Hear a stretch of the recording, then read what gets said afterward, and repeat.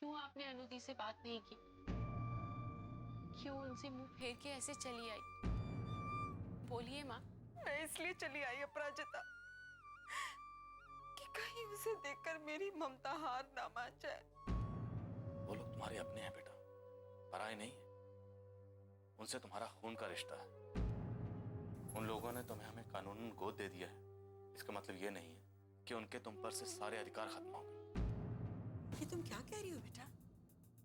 अपने दादाजी की हालत जानते हुए भी तुम इस तरह? दादी माँ, मैं यहाँ दादाजी की पोती की हैसियत से नहीं आई हूँ, बल्कि एक डॉक्टर की हैसियत से आई हूँ। दादाजी को देखना मेरा फर्ज बनता है, क्योंकि वो मेरे पेशेंट हैं।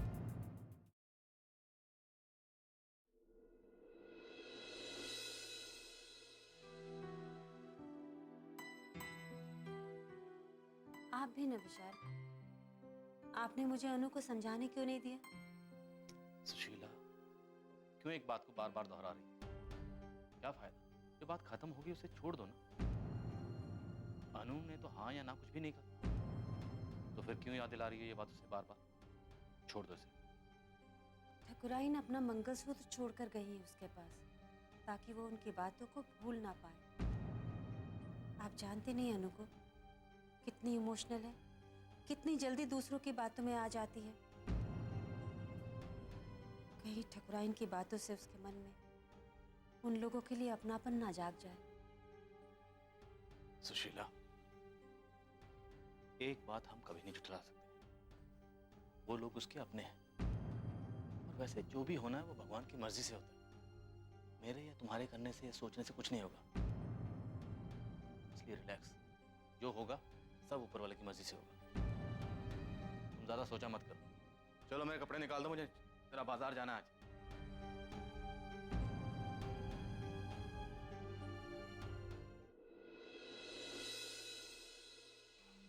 अपराजिता, अपराजिता। क्या हुआ लक्ष्मी? बाबूजी, अपराजिता पता नहीं कहाँ चली गई है। उसके कमरे में देखा? बाबूजी, मैं वहीं से आ रही हूँ। नाश्ते के लिए बुलाने गई थी मैं उसे, देखा कि वो वहाँ नहीं है। बाबूजी, मैंने सब जगह देख लिया, पता नहीं कहाँ चली गई है। अरे इतनी चिंता क्यों कर रही हो? अस्पताल गई होगी। मुझे बिना बताए? हो सकता है कोई इमरजेंसी कॉल आया होगा और जल्दबाजी में चली गई होगी। तुम हॉस्पिटल में फोन करके पूछ क्यों नहीं लेती? हाँ बाबूजी, यही ठीक रहेगा।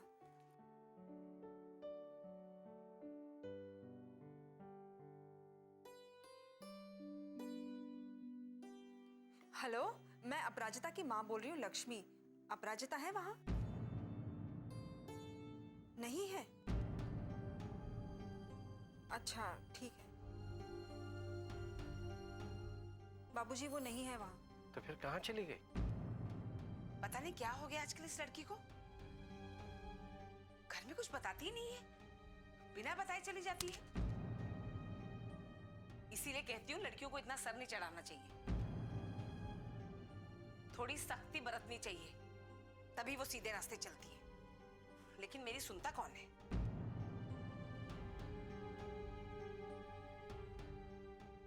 लो, मैं भी किनसे कह रही हूँ, जिन्हें मेरी हर बात पुराने ख्यालात की लगती है। पहले भी वो बिना बताए घर से चली गई थी और विशाल बाबू के घर में हंगामा करके आई। हैवानियत में पता नहीं आज कहाँ गई है और क्या खबर लेकर आएगी।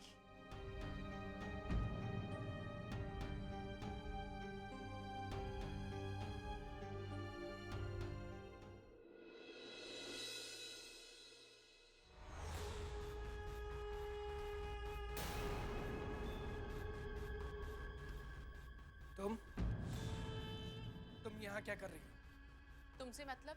मतलब है, क्योंकि जिस जगह तुम खड़ी हो वो मेरी हवेली है। इस तरह गलतफहमी में जीना अच्छा नहीं होता अभिमान। ये गलतफहमी नहीं है, सच है। ये हवेली नहीं, यहाँ की ईंट ईंट, यहाँ का चप्पा चप्पा मेरा है। ये पूरा गांव मेरा है और यहाँ के गांव वाले मेरे गुलाम। जो लोग दूसरों को अपना गुलाम समझते हैं ना, वो इंसान नहीं, जानवर होते हैं। और मेरी नजर में तुम जानवर से भी बदतर हो।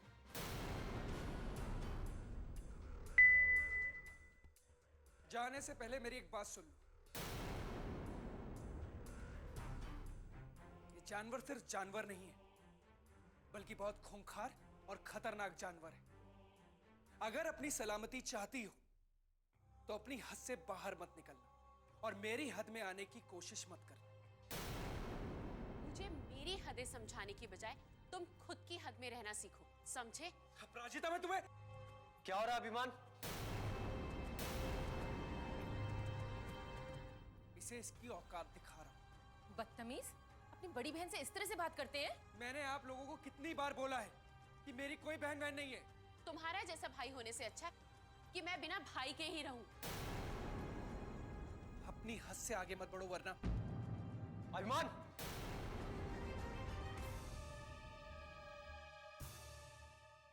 कह दीजिए अपनी इस लाडली से कि भूल से भी इस हवेली में आने का सपना तक ना देखे। तुम्हारी इस पत्थर की हवेली में आने का मुझे कोई शौक भी नहीं है। मैं यहाँ सिर्फ दादाजी को देखने आई थी। अच्छा, देख लिया ना, अब जाओ यहाँ से। यहाँ से जाने के लिए मुझे तुम्हारी परमिशन की जरूरत नहीं है, समझे तुम? रुको अपराजिता। बिन बिटिया आंगन सोना।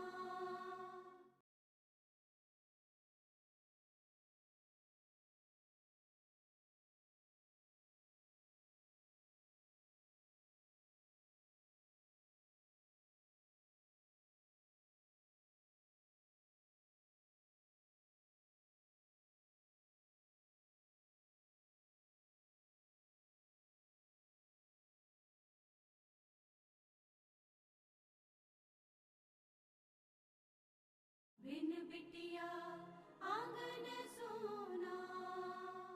मैं यहाँ सिर्फ दादाजी को देखने आई थी। अच्छा, देख लिया ना, अब जाओ यहाँ से। यहाँ से जाने के लिए मुझे तुम्हारी परमिशन की जरूरत नहीं है, समझे तुम? रुको अपराजिता।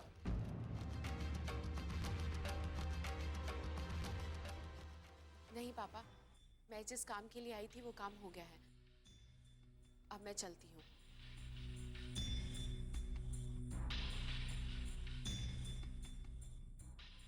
तुम्हारे ऐसा बदतमीज इंसान मैंने नहीं देखा।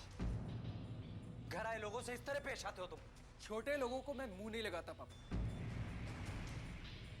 जिसकी जितनी औकात होती है मैं उससे उसी तरीके से बात करता हूं। आखिर इस गांव का होने वाला ठाकुर हूं मैं।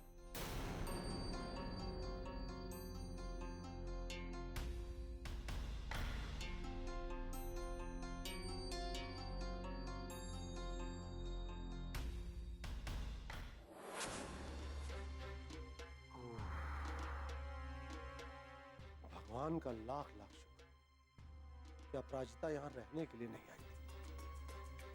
ठाकुराइन ने तो हमें डरा ही दिया। जिसको हम यहाँ लाना चाहते हैं वो आने को तैयार है।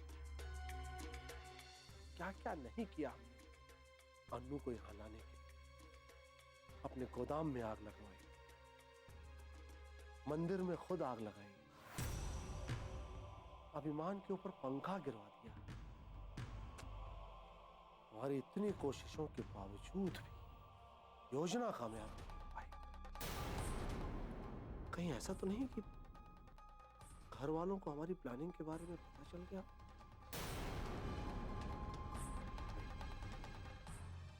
अगर ऐसा होता तो ये लोग हंगामा कर देते।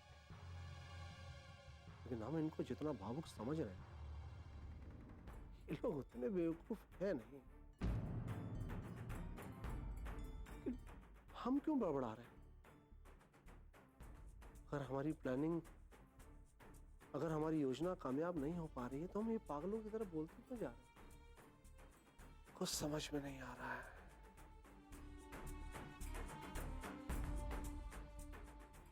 ठाकुर साहब,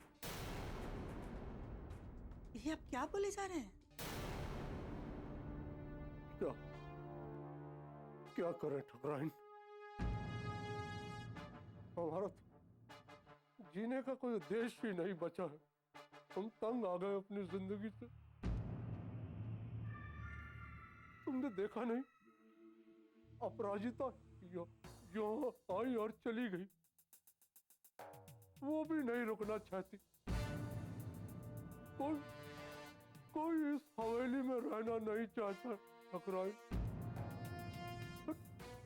इंसान के साथ साथ लगता भगवान भी हमसे नाराज है। तभी तो हमें मौत भी नहीं आ रही है ठकुराइन।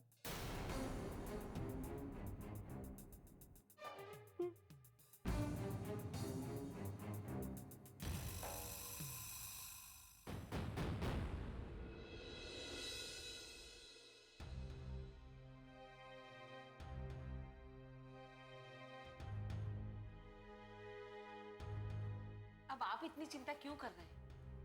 जब अपराजिता को फिक्र नहीं है तो आप क्यों फिक्र कर रहे हैं? वसुंधरा, इस तरह अपराजिता का बिना बताए चले जाना मुझे खटक रहा है।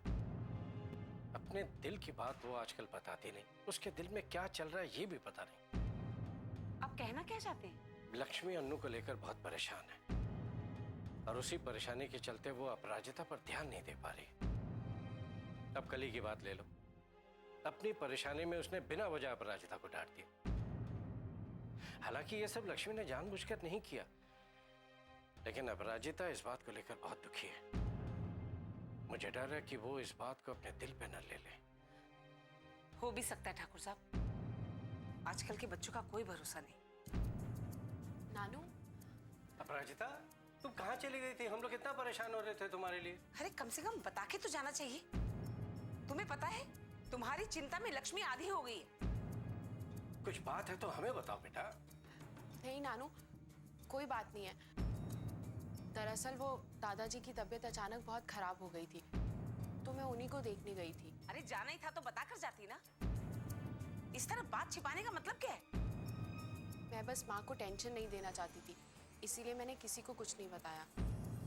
लेकिन तुम्हारे नहीं बताने से लक्ष्मी को जो इतनी चिंता हो गई उसका क्या?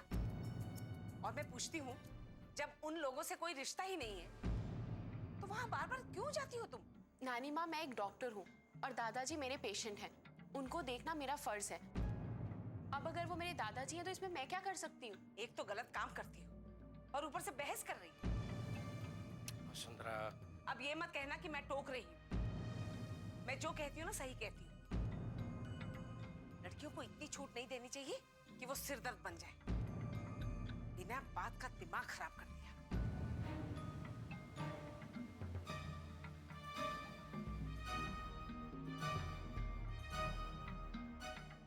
Sorry Nanu. इट्स ओके बेटे, लक्ष्मी से मिल लो, वो तुम्हारे लिए बहुत परेशान हो रही है। जाओ और उसे बता दो तुम कहाँ गई थी, ठीक है? जी नानू।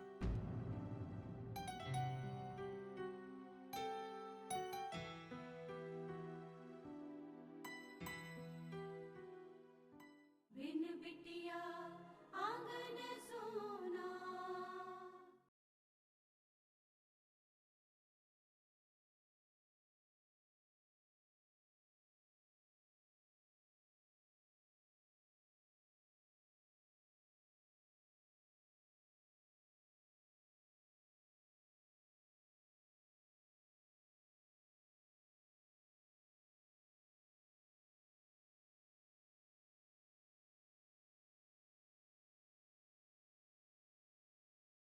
बिन बिटिया आंगन सोना।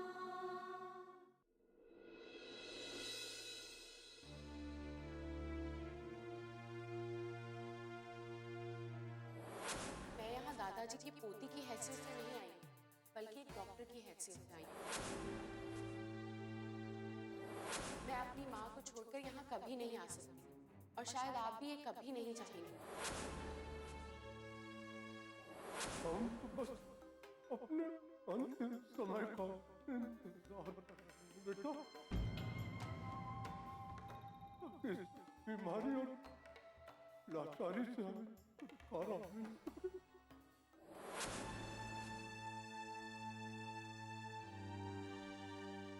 माँ जी, चलिए खाना खा लीजिए, अब तो 3 बज रहे हैं।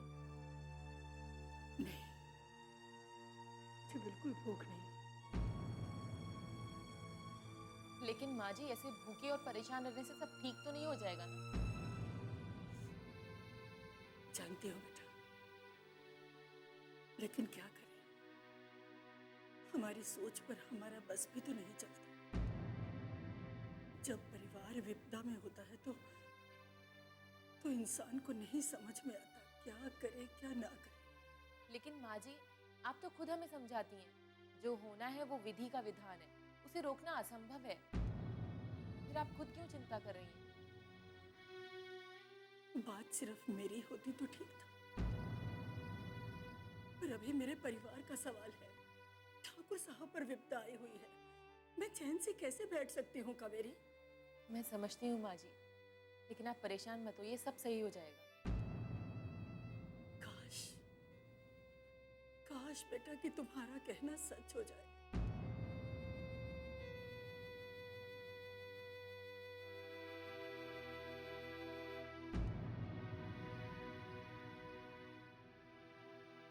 माँ जी, आपका मंगलसूत्र कहाँ है?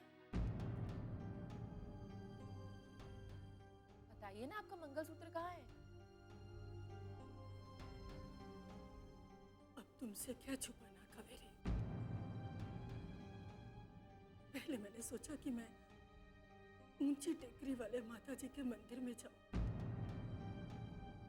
और अपना मंगलसूत्र उनके चरणों में रख दूं, ताकि मेरे परिवार पर और ठाकुर साहब पर आई हुई विपदा टल जाए। लेकिन फिर एहसास हुआ कि शायद माता रानी के हाथ में भी कुछ नहीं है। अब तो जो कुछ कर सकती है हमारी अनन्या ही कर सकती है। यही सोचकर मैं अनु से मिलने उसके घर गई। मैंने अपना मंगलसूत्र उतारकर उसके चरणों में रख दिया, ठाकुर साहब का वास्ता दिया, अपने सुहाग का वास्ता दिया। क्या पता उसका मन बदल जाए और वो इस हवेली में आने के लिए राजी हो जाए। लेकिन माँ जी, आपने ऐसा क्यों किया? आप अच्छी तरह से जानती हैं ना, इस हवेली ने उसका सब कुछ छीन लिया है। वो इस हवेली में कभी वापस नहीं आएगी, फिर भी आपने ऐसा किया? क्योंकि कावेरी, मैं एक उम्मीद लेकर गई थी। क्योंकि अब उसी का आसरा है। एक वही है जो हमारी हवेली को तबाह होने से बचा सकती है।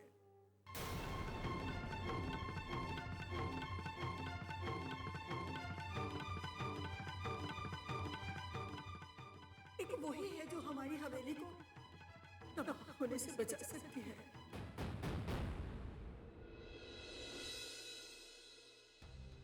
लोग कितने स्वार्थी होते हैं, अपने मतलब के लिए कुछ भी कर डालते हैं। उन्हें दूसरों की भावनाओं की जरा भी कदर नहीं। पता नहीं क्या समझते हैं ये लोग। ऐसा लगता है दूसरे लोग उनका हुक्म मानने के लिए पैदा हुए हैं, बस। मैं आपसे कुछ कह रही हूँ, आप सुन रहे हैं कि नहीं? सुन रहा हूँ, लेकिन अब तुम्हारी बात का मैं क्या जवाब दूं? हमेशा आप ऐसे ही करते हैं। मैं बोलती रहती हूँ और आप अखबार पढ़ते रहते हैं। अखबार पढ़ता हूँ, आप हमेशा मेरे अखबार के पीछे क्यों पड़ी रहती हो श्रीमती जी? ये तो गलत है माँ। एक अखबार ही तो पढ़ते हैं पापा, और आप उस पे भी रोक लगाना चाहती हैं? होम मिनिस्ट्री है भाई, कुछ भी कर सकते हैं। बेकार की बात मत कीजिए।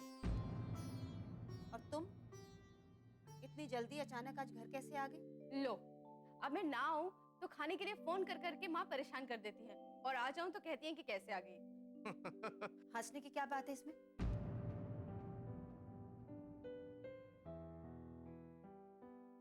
चलिए खाना खाते हैं। हाँ चलो, बहुत भूख लगी है। अनुष्का शर्मा।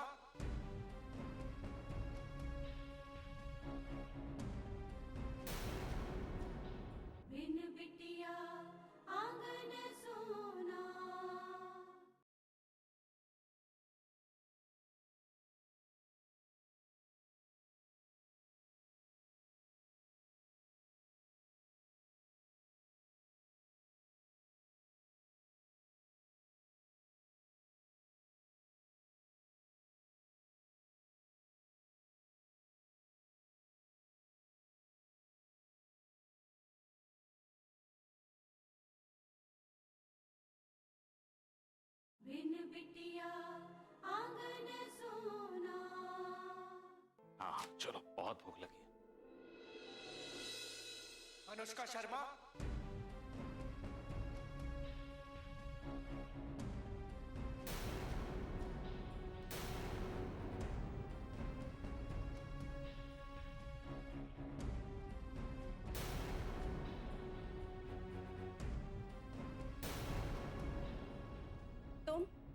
तुम यहाँ क्या करने आए हो? तुम्हें चेताने आया हूं। तुम और मुझे चेताने आए? मेरी हवेली में आने की सोचना भी मत। वो हवेली मेरी है, सिर्फ मेरी। उस पर ना तुम्हारा कोई हक है, ना कभी होगा। वाह क्या बात है। कल दादी आती है और हम सबके सामने हाथ जोड़कर गिड़गिड़ाती है, इसे हवेली चलने के लिए विनती करती है। यहाँ तक कि वो अपना मंगलसूत्र इसके कदमों में डालकर जाती है। और आज पोता आता है, आकर धमकी देता है, उकसाता है। क्या तमाशा लगा रखा है तुम लोगों ने? आपसे बात की मैंने? की बात आपसे? आप चुप रहिए, मैं आपसे बात नहीं कर रहा हूं। अभिमान, जबान संभाल कर बात करो। अभी तक तो मैं जुबान संभाल कर ही बात कर रहा हूं, लेकिन आगे क्या होगा इसकी गारंटी मैं नहीं दे सकता। मेरी दादी से बहुत बड़ी गलती हो जो वो यहां चली आई। अगर मुझे पता होता कि वो यहां तुम लोगों से भीख मांगने आ रही हैं, तो मैं उन्हें हरगिज नहीं आने देता।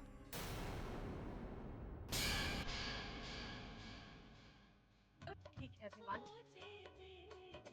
मैं तुम्हारा ये चैलेंज एक्सेप्ट करती हूँ। मैं तुम्हारे होते हुए उस हवेली में आऊंगी। गलत समझ रही हूँ, ये लोग उतने सीधे नहीं हैं जितने दिखाई देते हैं। गलत आप समझ रही हैं माँ। कोई भी औरत इस तरह किसी के कदमों में अपना मंगलसूत्र नहीं डाल देती। तो और क्या कहूँ माँ? क्या जरूरत थी दादी को उस 2 कौड़ी की लड़की के आगे भीख मांगने की? उन दरिंदों के बीच अपने बच्चे को कैसे भेज सकते हैं आप? माँ, आप बिना बात के परेशान हो रही हैं। आप ये क्यों नहीं समझती कि ये मेरा एक मिशन है?